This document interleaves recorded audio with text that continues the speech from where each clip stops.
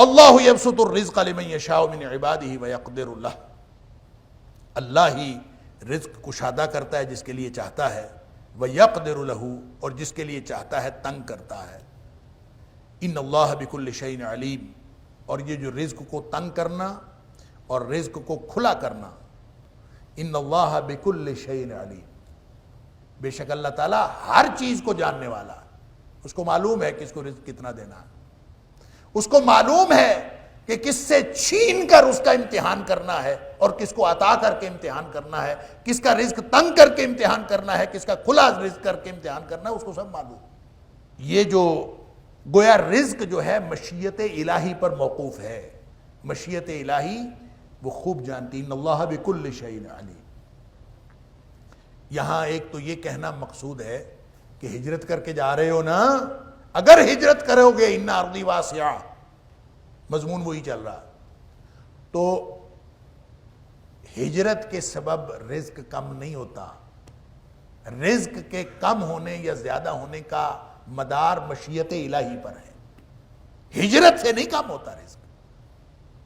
ایک معنی تو اس کا یہ ہے۔ دوسرا معنی یہ ہے کہ اگر اس کا گفتگو کا رخ جیسے مشرکین مکہ کی طرف پھر گیا ہے اور اس کے مخاطبین مشرکین مکہ ہی ہوں، جیسا کہ سیاق و سباق سے یہ بات ظاہر ہے، تو پھر دوسرا مفہوم اس کا یہ بنتا ہے کہ رزق اللہ کے ہاتھ میں ہے، باطل معبودوں کے ہاتھ میں نہیں ہے۔ جب تمہارا اعتراف ہے کہ رزق اللہ کے ہاتھ میں ہے تو باطل معبودوں کے ہاتھ میں نہیں، اللہ جسے چاہتا ہے کرتا ہے۔ اور تیسرا اس کا معنی یہ ہے کہ بعض لوگوں نے، بعض مشرکین مکہ نے مسلمانوں کی مفلسی پر اعتراض کیا تھا کہ مسلمان اگر اللہ کے چہیتے ہیں تو یہ فائنانشل کنسٹرینٹ کا شکار کیوں ہیں، یعنی ان کو معاشی تنگی کیوں ہے، ان کے معاشی حالات تو بہت بلند ہونے چاہیے۔ یعنی لوگوں کا خیال یہ ہوتا ہے کہ جو معاشی خوشحالی ہے یہ اللہ کی رحمت کی دلیل ہے۔ لوگ یہ سمجھتے ہیں کہ معاشی خوشحالی اللہ کی رحمت کی دلیل۔ کسی کے پاس اس کا کاروبار خوب چمک رہا ہو تو جیسے بھی اس نے بھائی ہک اور کرک، جیسے بھی اس نے پیسہ کمایا ہو، جس کے پاس پیسہ بہت ہے وہ کہتے ہیں بڑی اللہ کی رحمت ہے، اور اس کو اللہ کی رحمت قرار دیتے ہیں۔ اور اس لیے لوگوں کے ذہنوں میں سوال پیدا ہوتا ہے جب وہ یہ خیال سمجھتے ہیں، یہ غلط خیال ان کے اندر آتا ہے کہ رزق، یہ جو دنیاوی رزق ہے یہ اللہ کی رحمت کی علامت ہے، تو پھر وہ سوچتے ہیں مسلمانوں کے اوپر تو اللہ کی رحمت ہونی چاہیے، مسلمانوں کے اوپر اللہ کی رحمت کیوں نہیں ہے؟ یہ سوال پیدا ہوتا ہے ہر دور میں، ہمارے دور میں بھی لوگ سوال کرتے ہیں کہ مسلمانوں کے اوپر پھر اللہ کی رحمت کیوں ہے، یہ ساری کافروں کے اوپر کیوں ہے؟ یعنی امراء، دنیا کے بڑے بڑے امراء جو ہیں وہ تو کافر ہیں، مسلمان کیوں نہیں؟ حالانکہ یہ اللہ تعالیٰ کی رحمت کی دلیل نہیں ہے۔ اللہ تعالیٰ کسی کو چھین کے آزماتا ہے، کسی کو دے کے آزماتا ہے، اور مسلمانوں کو تو خاص طور پر، اہل ایمان کو تو اللہ تعالیٰ اس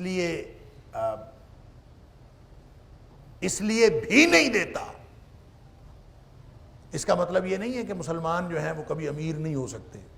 ہم دیکھتے ہیں حضرت عبد الرحمن بن عوف رضی اللہ تعالیٰ عنہ، حضرت عثمان غنی رضی اللہ عنہ، بڑے بڑے امیر صحابہ، ان کو اللہ تعالیٰ نے تجارت کے ذریعے سے اتنا مال عطا فرمایا کہ وہ روزانہ لگے رہتے تھے اللہ کے دین کی خدمت کرنے میں۔ اور نبی کریم صلی اللہ علیہ وآلہ وسلم نے ایسے صحابہ کرام کو پسند فرمایا ہے جن کے مال کے ذریعے سے اللہ کے دین کی خدمت ہو رہی تھی۔ سبحان اللہ۔ اللہ تعالیٰ نے لوگوں کے درمیان یہ مختلف درجات معیشت بنائے ہیں، اور اس میں دنیا میں یہ اللہ تعالیٰ کے امتحان کا انداز ہے، وہ کسی کو چھین کے آزماتا ہے، کسی کو دے کے آزماتا ہے۔ مال و دولت ہونا رحمت کی علامت نہیں ہے، مل جائے تو اللہ کی مہربانی۔ تو بھی مومن کا معاملہ تو یہ ہے نا، عجب لامر المومن، مومن کا معاملہ بڑا عجیب ہے۔ اس کو مل جاتا ہے تو وہ شکر کر کے اللہ سے اجر لے لیتا ہے، اس کو نہیں ملتا تو وہ صبر کر کے اللہ سے اجر لے لیتا ہے۔ لیکن یہ نہیں سمجھنا چاہیے کہ یہ مال و دولت جو دنیا کا رزق ہے یہ اللہ کی رحمت کی دلیل ہے۔ جو یہ سمجھتے ہیں کہ اللہ کی رحمت کی دلیل ہے، پھر ان کو اعتراض پیدا ہوتا ہے کہ مسلمان مفلس کیوں ہے؟ حالانکہ کوئی مفلس ہو، کوئی خوشحال ہو.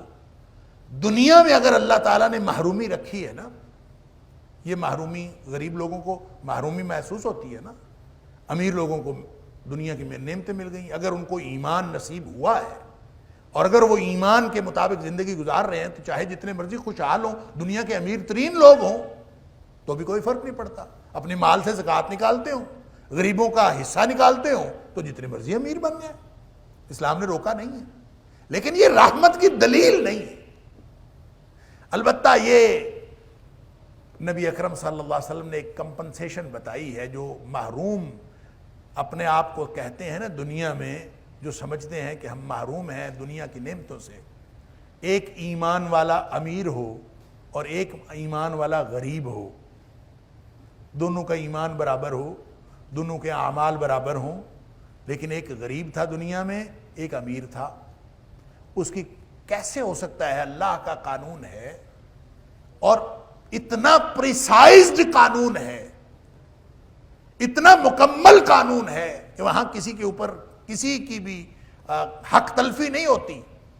لہذا دنیا میں ایک امیر آدمی ہے, ایک غریب آدمی ہے, اس نے بھی ایمان والی زندگی گزاری, اس نے بھی ایمان والی زندگی گزاری, تو کوئی کمپنسیشن ہے اللہ کے پاس؟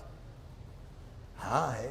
نبی کریم صلی اللہ علیہ وسلم نے فرمایا کہ ایک جیسے ایمان والے جب ہوں گے نا, دونوں جنتی ہیں, وہ بھی جنتی ہے وہ بھی جنتی ہے. فرق صرف یہ ہوگا کہ یہ جو غریب ہیں یہ امیروں سے 500 سال پہلے جنت میں چلے جائیں.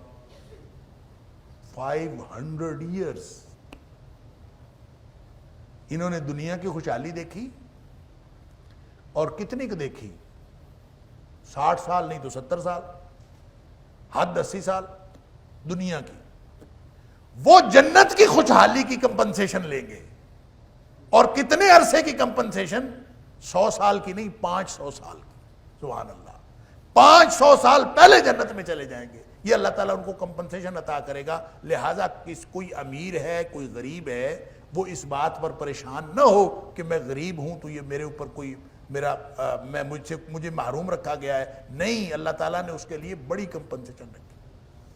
عمر فاروق رضی اللہ تعالیٰ عنہ کو یہی فرمایا تھا نا نبی پاک صلی اللہ علیہ وسلم نے, جب نبی کریم صلی اللہ علیہ وسلم چٹائی پہ لیٹے تھے اور آپ کے جسم اطہر پر چٹائی کے نشان پڑ گئے تھے, کھجور کی چٹائی کے, تو حضرت عمر فاروق رضی اللہ تعالیٰ نے پریشانی کا اظہار کیا تھا. اللہ کے رسول صلی اللہ علیہ وسلم, کیسر و کسریٰ کے پاس کتنے اچھے اچھے شاندار جو ہیں وہ بستر ہیں, ہم آپ کے لیے کوئی نرم بستر بنا دیں.